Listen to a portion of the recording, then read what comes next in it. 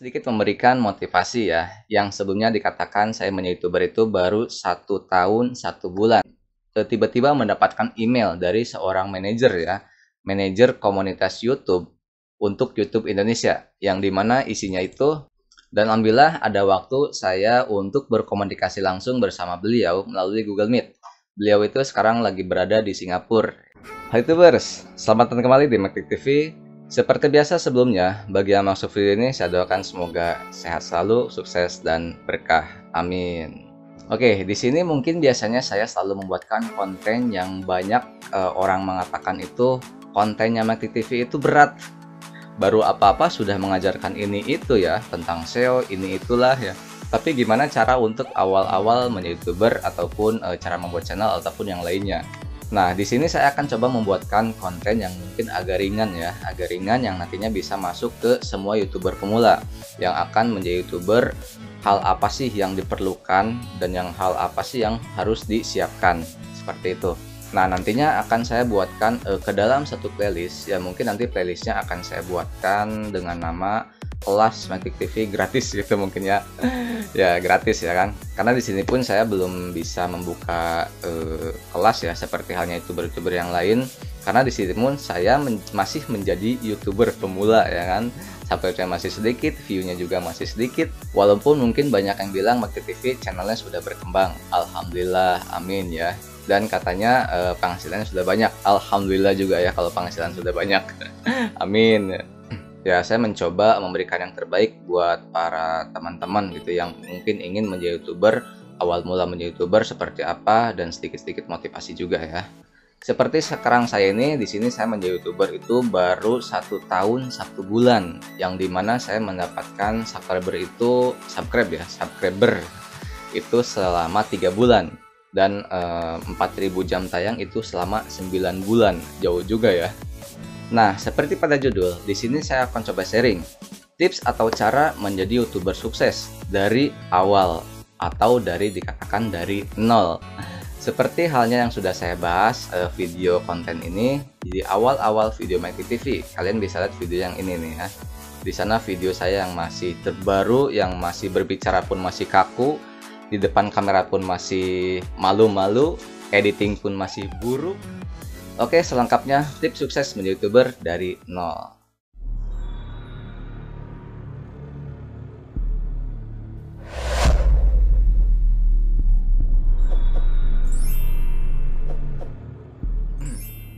Tips sukses menjadi YouTuber. Hal yang paling pertama, kita harus berpikir sukses apa yang akan kita raih di YouTube. Entah itu uang, entah itu popularitas, ataupun yang lainnya. Nggak masalah kalau kalian berpikir kalian ingin menjadi YouTuber itu karena penghasilan, karena mungkin kalian sudah banyak mendengar bahwasanya YouTuber-YouTuber itu banyak sekali uangnya. Amin ya.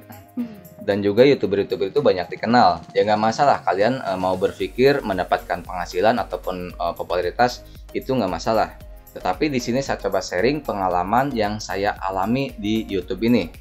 Seperti yang sudah saya katakan di video-video sebelumnya, menjadi YouTuber itu karena 3 hal. Yang pertama hobi, yang kedua history, dan yang ketiga study. Di tempat kerja saya itu sering analisa produksi dan analisa data yang lainnya. Nah, di situ saya coba menganalisa data-data yang ada di YouTube. Dan setelah saya amati, ternyata data-data yang ada di YouTube itu tidak jauh berbeda dengan yang saya sering lakukan di pekerjaan saya. Nah, itu yang pertama karena hobi.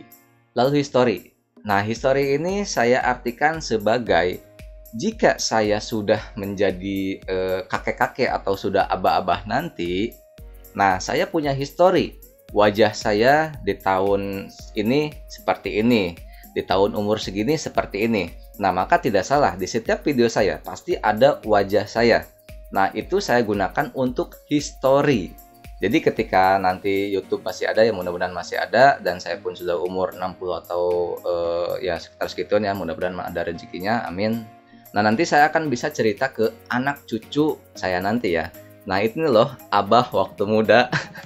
Jadi kan seru gitu kan, itu yang namanya history.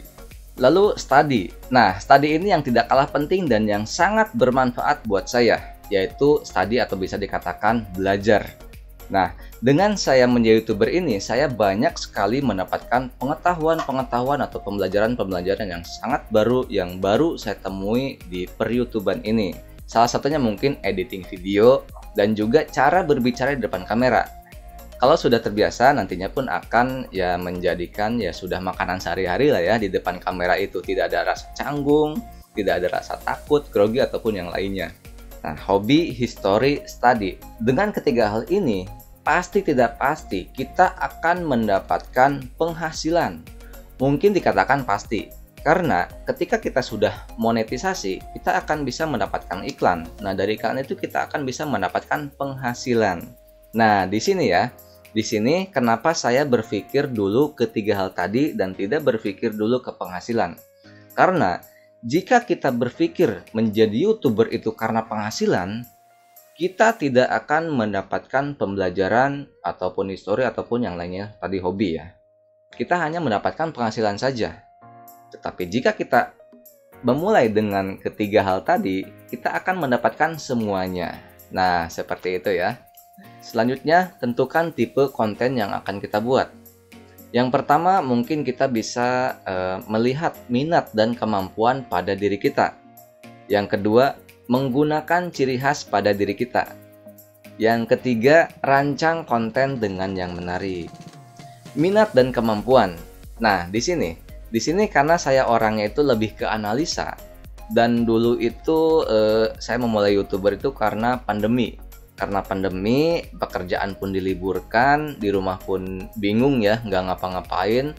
Nah, di situ saya coba buka YouTube, saya buka data-data YouTube. Ternyata isinya itu tidak jauh berbeda dengan analisa yang sering saya gunakan di pekerjaan. Hampir sama ya, ada data grafiknya, ada data-data yang lainnya lah, seperti itu. Nah, itu ya, minat dan kemampuan yang saya gunakan di YouTube ini. Lalu ciri khas saya ya, ini ciri khas saya itu ya. Pakai bahasa tubuh gitu ya, bahasa au-au. Saya kalau nggak ini kaku gitu, kalau nggak ngomong kalau ngomong nggak pakai tangan itu ya kaku. Ya gimana, kayak ya inilah membantu saya ketika saya berbicara seperti itu. Lalu rancang konten dengan hal yang menarik. Nah, yang seperti tadi dikatakan awal, ketika kita sudah mendapatkan pembelajaran di YouTube, kita akan bisa nantinya itu merancang sebuah konten itu bisa menarik ya kan, dari segi editingnya ataupun dari pembicaranya ataupun dari yang lainnya.